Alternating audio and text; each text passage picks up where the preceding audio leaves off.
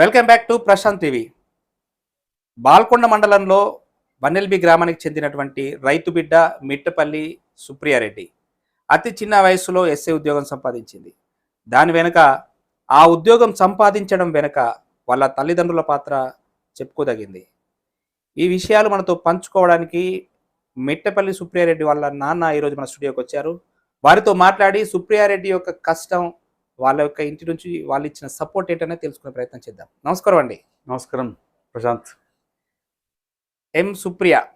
అవును, ఎం సుప్రియ ఈరోజు ఎస్ఐగా ఉద్యోగం ప్రస్థానం ప్రారంభించింది. అవును, జగిత్యాల టౌన్లో. అవును. ఎలా ఉంది మీ ఆనందం ఏంటి? హ్యాపీగా ఫీల్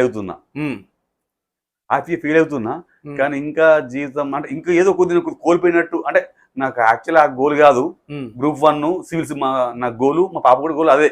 ఓకే. కామన్ గా మీ రెడ్డిస్ లో చాలా మట్టుకు అవును, అమ్మాయి అంటప్పటికీ బీటెక్ చేయించాలి, అబ్బాయిని కూడా బీటెక్ చేయించాలనే కాన్సెప్ట్ ఉంటది. అవును. మీ పాపను ఎందుకు బీటెక్ వైపు తీసుకెళ్లకుండా నార్మల్ డిగ్రీ చేయించి ఈ వైపు వచ్చే విధంగా మోటివేట్ చేశారు? మరి నాకు ఒక థాట్ ఉండే, పాపని ఎట్లయినా గవర్నమెంట్ అంటే డిగ్రీ అంటే గవర్నమెంట్ సెక్టర్లలో సెట్ చేయాలా. ఓకే. ఇప్పుడు మనకు బీటెక్ చేస్తాం, అది చేస్తాం, ఇది చేస్తాం, 10 కోట్లు ఆస్తూ ఉంటుంది, 20 కోట్లు ఆస్తూ ఉంటుంది, కానీ సమాజంలో ఎవరికి తెలియదు. అది మనము ఏదైనా ఈ సివిల్ సైడ్ కానీ గ్రూప్ 1 సైడ్ వెళ్ళామనుకో, ఒక ఎస్ఐ, ఒక డిఎస్పి, ఒక కలెక్టర్, ఒక ఐపీఎస్ ఆఫీసర్ అంటే సమాజంలో గుర్తింపు ఉంటుంది, స్టేటస్ ఉంటుంది, మర్యాద ఉంటుంది, గౌరవం ఉంటుంది. ఓకే. ఈ కాలంలో రిజర్వేషన్ అనేది మీ ఓసీలో అవును అంత ఈజీగా సాధించడం నాట్ ఏ జోక్. అవును. మీ పాప సింగిల్ అటెంప్ట్ అనే సాధిస్తుందన్న కాన్ఫిడెంట్ మీ పాపకు ఉంది. అవును. మీకు కూడా కాన్ఫిడెంట్ ఉండేనా అసలు మీ పాప సాధిస్తుందని? కాన్ఫిడెంట్ ఉండే. ఎప్పుడు నేను మా పాపని మోటివేషన్ చేసేదాన్ని. అంటే లైఫ్ అంటే ఏంది, ఎలాగ ఉండాలి, ఏం కదా, మనకు స్టేటస్ ఉండాలి, సమాజంలో రెస్పెక్టబుల్ ఉండాలి, మనం చూస్తే గౌరవించాలి, ఆ స్టేటస్కి రావాలి అంటే ఇట్లా చాలా విధంగా అన్ని రకాలుగా మోటివేషన్ చేసేది. ఎలా ఉండేది చిన్నప్పటి నుంచి పాప ఇంట్లో మీతో మాట్లాడుతున్నప్పుడు ఒక ఫ్రెండ్తో మాట్లాడుతున్న ఫీలింగ్ ఉండేదా? నేను ఒక నాన్నతో మాట్లాడుతున్నా అనే ఫీలింగ్. క్రమశిక్షణతో పెంచారు కదా, ఆ భయం అనేది ఇప్పటికి ఉందంటారా? నేను మా పాపని 10th దాకా పట్టించుకోలే. ఆమె ఎదుగుంది, ఏం చూస్తుందో తెలియదు. 10th నుంచి నేను పట్టించుకున్నా. 10th అయిపోగానే 10th లో 9.3 మార్క్స్ వచ్చినాయి. 10th లో జ్ఞాన స్కూల్లో, ప్రైవేట్ స్కూల్లో. ఓకే. రాగానే నాకు నేను ఒక బజాజ్ ఇన్సూరెన్స్ కంపెనీలకు ఎల్ఐసి అది కట్టడానికి వెళ్ళినా. ఓకే. సార్ ఇవన్నీ ఏది పోతే నింపగలిగితే ఆయనకు చెప్పిండు, సార్ అంత ఇదేంత ఏం సార్, మా పాపల్ని చేస్తే ఒక ఎక్కువ ఎస్ఐ నువ్వు, లేకుంటే ఒక డిఎస్పీ నువ్వు, ఒక ఐపీఎస్ చేస్తే సమాజ రెస్పెక్ట్ ఉంటుంది, గౌరవం ఉంటుంది, ఎవరు చూస్తే సెలెక్ట్ చేస్తారు, 10 కోట్లు ఆస్తున్నా కానీ మనం ఎవరో సమాజానికి ఏం తెలియదు, ఆ రూట్ పంపిస్తా అని చెప్పిండు. చెప్పగానే నాకు కూడా మైండ్లో థాట్ వచ్చింది, ఎస్ ఐ విల్ డిసైడ్. అందరిలా కాకుండా పాప అమ్మాయిని ఏదో చదివిపించి వాళ్ళు అనుకున్న చదివించి పెళ్లి చేసేసి పంపించేద్దాం అన్నట్టు కాకుండా మీరు ఒక రోల్ మోడల్ గా ఉండాలి, మీ పాప రోల్ మోడల్ గా ఉండాలని చెప్పి ఆలోచించిన ఆమె అక్కడికి స్టేటస్, ఆమె కాళ్ళ మీద నిలబడాలి ఖచ్చితంగా అని ఆలోచించి చేసిన. మా పాప కూడా ఎప్పుడు చెప్తుండేవాడిని. ఈ పాయింట్ ని మీరు ఫస్ట్ మీ పాపతో షేర్ చేసుకున్నప్పుడు మీ పాప ఏమంది? ఆ పాప కూడా యాక్సెప్ట్ అయింది, యాక్సెప్ట్ చేసింది. ఓకే. పాపకి నాకు కూడా ఇట్లా ఆలోచన ఉంది, నేను సాధించాలని ఎప్పుడైనా ఆలోచన చేసినట్టు అనిపించిందా మీకు? అంటే ఎక్కువ నేను మోటివేషన్ వల్ల మైండ్లోకి వచ్చింది ఎక్కువ. ఇప్పుడు మామూలు చదువుతూనే పోతుండే, నేను ఇది కావాలి అది కావాలి అంటే ఆమెకు అంత లేదు. ఓకే. ఎప్పుడైనా ఆమెకు ఒక బాధ్యత నేను గుర్తు చేస్తుండి. ఎందుకంటే నేను పోయింది ఇల్లరికం పోయినా కదా. ఫస్ట్ ఇల్లరికం పోయినప్పుడు నాకు కొద్దిగా లగ్గమ్మయ్యే పొజిషన్ లా సినిమాను వీళ్ళు తలపించే విధంగా కొన్ని నాకు సంఘటనలు జరిగినాయి. ఆ హృదయంలో నాకు బాగా అవమానాలు జరిగినాయి. సరే నేను జరుపుకోపోయినా కానీ పిల్లని మంచి స్థాయికి తేవాలని చాలా నాకు డిసైడ్ చేసుకున్నా. ఖచ్చితంగా పిల్లల్ని హై లెవెల్ ఉంచాలా. ఇవన్నీ చూసి అవమానాలు చూసినా కదా, ఏదో అంటే ఉండొచ్చు, అవమానం ఉండొచ్చు, అంటే చాలా ఉండొచ్చు, చాలా మిస్టేక్ ఉంటే నా మీద అలిగేషన్స్ రూపాయలు పెట్టారు. సరే దాని కామన్ గా నేను పాజిటివ్ తీసుకుంటున్నా. పాజిటివ్ తీసుకున్న వల్లనే మా పిల్లల్ని ఈ స్థాయిలో ఉంచగలుగుతున్నా. సరే ఆ విధంగా వాళ్ళు అనుకున్న వాటికే నేను మా పిల్లల్ని ఈ స్థాయిలో ఉంచకపోతుంది. అంటే నాకు కూడా కాంపిటీషన్ రాకపోతుండే. అంటే పాజిటివ్ తీసుకునే వాళ్ళని ఇంత ఇలా చెయ్యాలని నేను అనుకున్నా. లేకుంటే ఆ మూమెంట్ అట్లా లేకుంటే అందరిలాగానే నేను చప్పిస్తుంటే, అందరూ మ్యారేజ్ చేస్తుంటే, ఏదో చేస్తూ మైండ్ ఉంటుంది, రోజులు గడిచిపోయినాయి అంటుంటాడు. అంతే ఇప్పుడు కామన్ గా సంతోష్ రెడ్డి మీద ఎలాంటి వివాదాస్పద సంఘటనలు లేవు ఎన్ఎల్బిలో. అవును. సౌమ్యుడు, అవును. ఆయన పని ఆయన చేసుకుంటాడు ఈ సంతోష్ రెడ్డి. అవును. మరి ఎందుకు అవమానాలు, ఎందుకు ఆ బాధలు? అయ్యో భగవంతుడు కొన్ని పరీక్షలు పెడతాడు. ఈయన నెక్కుతాడా నెగ్గడా, ఓకే, తట్టుకుంటాడా తట్టుకోడా, దీన్ని ఎలా రుచి చేసుకుంటాడు, దీన్ని ఎలా ఇది చేసుకుని ముంగడికి వెళ్తాడని పరీక్ష పెట్టిన నేను అనుకుంటున్నా. అనుకుంటారు. ఇప్పుడు నేను చాలా సార్లు నేను మంచితనం ఉంటాను. నేను చాలా చెప్పాలంటే నేను 70% మంచితనం ఉంటా. 100% మంచితనం ఉంటా కాదు, ఎవరు ఉండరు కూడా. మినిమం కనీసం 70% మంచితనం ఉంటా. మిగతా 30% మీకు కూడా కోపం అంటే 20% మిస్టేక్ చేయొచ్చు. నేను 70% చాలా మంచిగా నీట్గా ఉంటా. ఆ నీటి ఉండడం వల్ల ఏమనుకుంటా అంటే మనం నీటి ఉండడం వల్ల మన పిల్లలకి ఎప్పుడైనా భవిష్యత్తులో భగవంతుడు హెల్ప్ చేస్తాడు, వాళ్ళ మంచి స్థాయిలో ఉంచుతారని ఒక కాన్ఫిడెన్స్ అందులో ఉండే. ఓకే, అదొకటి నా మంచితనం కొద్దిగా ఎక్కువ ఉంది. కొందరు ఏం చేస్తారంటే మన మంచితనం కూడా కొందరు చాలా మంది ఇప్పటివరకు కూడా అమాయకత్వం చాలా మంది అనుకున్నారు. నా మంచితనం కూడా చాలా మంది అమాయకత్వం అనుకుంటున్నారు. కానీ ఇప్పుడు అలుసుగా తీసుకున్నారు. కానీ ఇప్పుడు ఆ స్టేజీ ఉండదు ఇక ఇప్పటి నుంచి. అంటే ఒక ఫాదర్ గా మీరు గర్వపడుతున్నారు. ఓకే, మీ పాపని చూసి గర్వపడుతున్నారు. ఎస్, గర్వంగా తలెత్తుకొని తిరుగుతున్నారు. ఎస్. ఈ రోజు తండ్రి మోటివేషన్ తో కూతురు కూడా అనుకున్న స్థాయి సాధించింది అన్న ఒక ఆనందం మీలో ఉంది. మీ పాత్ర వెనుక మీ భార్య సపోర్ట్ కూడా ఉందా? ఉంది, కానీ తక్కువ. ఎందుకంటే మా ఇంట్లో ఫ్యామిలీకి మా మిస్సెస్ కానీ మనకు ఉద్యోగాలు వస్తాయా, గవర్నమెంట్ ఉద్యోగాలు వస్తాయా, రావు, ఎందుకు అందరు చేద్దాం, లగన్ చేస్తే అమెరికా ఆర్డర్ వెళ్ళిపోతుంది అని వాళ్ళు అంటే మైండ్ లో అదే ఉండే వాళ్ళకు ఫిక్స్ అయ్యారు. సపోర్ట్ చేద్దాం అని ఉన్నా కానీ రాదు.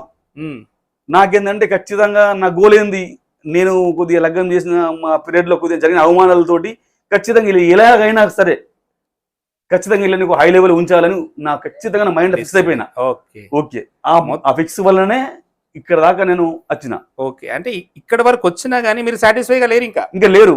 ఎందుకంటే లేదంటే మా పాప గోల్ సివిల్స్ గ్రూప్ 1. ఇప్పుడు గ్రూప్ 1 3 సార్లు క్వాలిఫై అయింది. ఇప్పుడు చదువుదామంటే టైం లేదు.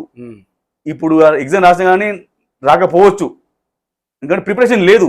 డైలీ 2 hours ఇటు ట్రైనింగ్ చేసుకుంటే కూరకపోవచ్చు. కానీ ఇది ఈ ప్రిఫికేషన్ పీరియడ్ అయిపోయినా కట్టి లాంగ్ లీవ్ పెట్టి అప్పుడు సివిల్స్ కానీ గ్రూప్ ప్రిపేర్ అవుతుంది. సివిల్స్ వెళ్తారా, గ్రూప్ 1కి వెళ్తారా పాప? అది రెండు ప్రిపేర్ అవుతుంది. ఇది అయితే అది ఏదో ఒకటి కంపల్సరీ కొట్టాలి. మీ గోల్ ఏది ఉంది, సివిల్సా గ్రూప్ 1? సివిల్స్ అయితే బాగుంటది. ఇంకా అంటే ఇప్పుడు మీరు అది డిసైడ్ చేశారు అంతే. ఒక గోల్ మళ్ళీ మీ పాప ముందు పెట్టాను, ఎట్టి పరిస్థితుల్లో సివిల్ సాధించాల్సిందే. అది అప్పుడు గ్రూప్ 1 అంటే సివిల్స్ ఐఏఎస్ ఐపీఎస్ ఏమైనా అసలు నాకైతే ఐపీఎస్ తీసుకుంటే ఒక యూనిఫామ్ అంటే ఐపీఎస్. అంటే మీ ఆలోచన, మీ అంచనా, మీ ఆశీస్సుల వల్ల పాప అనుకుంటే 2 years లో ఐపీఎస్ కూడా కావచ్చు, ఐఏఎస్ కూడా కావచ్చు. షూర్ అంటారా? అవును, అంటే నాకు కాన్ఫిడెన్స్ ఉంది. ఎస్. అంటే వ్యూవర్స్ ఇక్కడ గమనించండి, ఒక తండ్రి కూతుర్ని నమ్మి గోల్ అనుకుంటే ఖచ్చితంగా కష్టపడి సాధించవచ్చు అనే విషయంలో ఆయన చాలా మంది ఫాదర్స్కి ఆదర్శవంతంగా ఉన్నారు. నిజంగా హ్యాట్స్ ఆఫ్ సంతోష్ రెడ్డి గారు. నిజంగా మీ కాన్ఫిడెన్స్ లెవెల్స్ మీ పాపకు కూడా అందించి నువ్వు సాధించాలి, నువ్వు కష్టపడాలి, నువ్వు గోల్ రీచ్ అవుతావు అని చెప్పేసి ఈరోజు పాపను ఆ స్థాయిలో ఉంచారు. చాలా మందికి ఆదర్శం. నెక్స్ట్ ఏంటంటే మీకు పాప తర్వాత ఫస్ట్ బాబు అనుకుంటా. అవును, పాప తర్వాత బాబు. అవును, రైట్. అంటే మీకు అబ్బాయి ఉన్నాడు. అబ్బాయిని కూడా మీరు ఇక్కడ బీబీఏ చేయించి లండన్ లో ఎంబీఏ చేయించారు. అవును, రైట్. అవును. అక్కడ కూడా మీరు ఏం ఆలోచించారన్నది చెప్పండి. అక్కడ కూడా మీ అబ్బాయిని బీటెక్ చేయించలేదు. దాని వెనక ఉద్దేశం ఏంటి? అవును, వాస్తవమే. అయితే ప్రశాంత్ మా అబ్బాయి ఇక్కడనే 6th వరకు ఇక్కడనే శాంభవిలో చదువుకుండు. అయితే నేను కొద్దిగా వాడి ఎడ్యుకేషన్ కానీ నేను అబ్జర్వ్ చేయలే. చాలా మంది చూసి అంటే పాత ఇంట్లో ఉన్నప్పుడు బీరువగలు తీసుకొని డబ్బులు తీసుకొని పత్రాడుతున్నాడట. అది నాకు విన్న వాళ్ళు చెప్పారు. ఎవరు? మా బామ్మది రంజిత్, జానీ చెప్పారు.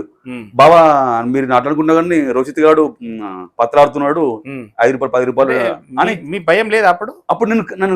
నేను ఫోకస్ పెట్టలే, అబ్బాయి మీద ఫోకస్ పెట్టలే. ఏం చేస్తూ ఏం కదా, 8 మార్కులు వస్తుంది, అదే పని ఇంకా మీది అంటే పిల్లల మీద ఫోకస్ పెట్టలే. ఎప్పుడైతే ఇది తెలిసిందో అబ్బాయి గురించి నాకు, అట్లా ఇంట్లోకి డబ్బులు తీసుకుపోయి పత్రాడుతుండు, 5 రూపాయలు 2 రూపాయలు అనేది మాకు మా బామ్మది రంజిత్ గాని మా బామ్మది జానీ గాని చెప్పగానే అప్పటి సంది నేను అబ్బాయి మీద ఫోకస్ పెట్టినా.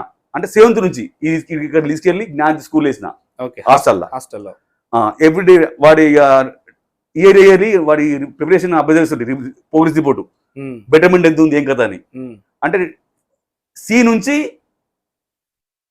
ఏ దాకా వచ్చిండు సి గ్రేడ్ నుంచి ఏ గ్రేడ్ వరకు వచ్చిండు మంచి మార్క్స్ అంటే సంపాదించుకున్నాడు. సీలా 7th నుంచి ఇంకా 8 బెటర్మెంట్ అయింది, 8 నుంచి ఇంకా 9th బెటర్మెంట్ అయింది, ఓకే ఇంకా 9th నుంచి 10th బెటర్మెంట్ అయింది. ఓకే అంటే 10th లో 8 పాయింట్ వచ్చింది, ఇంటర్ లో 85 వచ్చింది. క్రమశిక్షణ విషయంలో మీరు రాజీ పడలేదు. రాజపల్లేను బాగా స్ట్రిక్ట్ చేసిన అబ్బాయిని కూడా బాగా స్ట్రిక్ట్ చేసిన, ఇంటర్ లో కూడా 85% వచ్చింది, డిగ్రీలో 87% వచ్చింది. ఇప్పటికీ మీ అబ్బాయికి మీరంటే భయం ఉందా?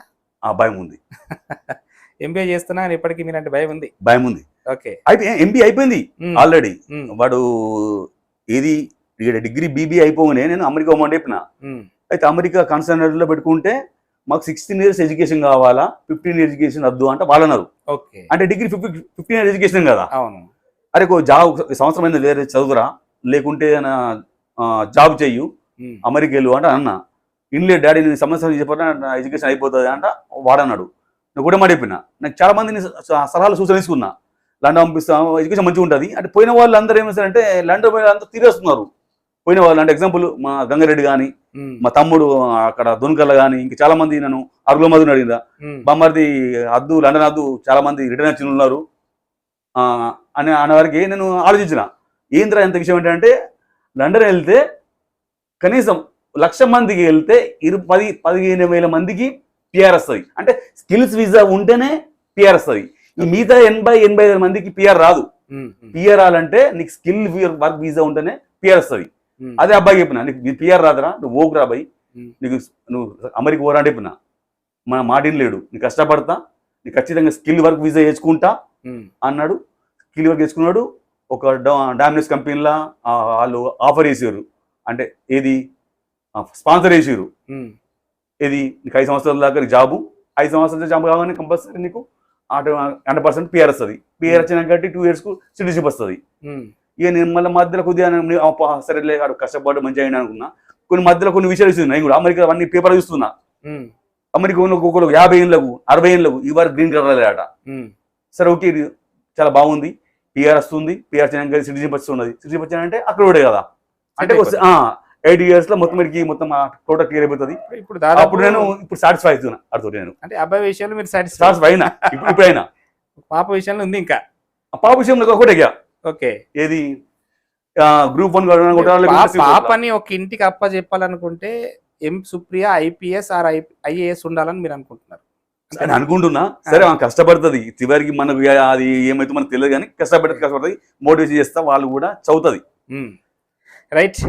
సంతోష్ రెడ్డి గారు, ఈ సమాజానికి ఇప్పుడున్న పేరెంట్స్కి, పిల్లలకి ఒక ఎస్ఐ ఫాదర్గా మీరేం చెప్పాలనుకున్నారో చెప్పండి.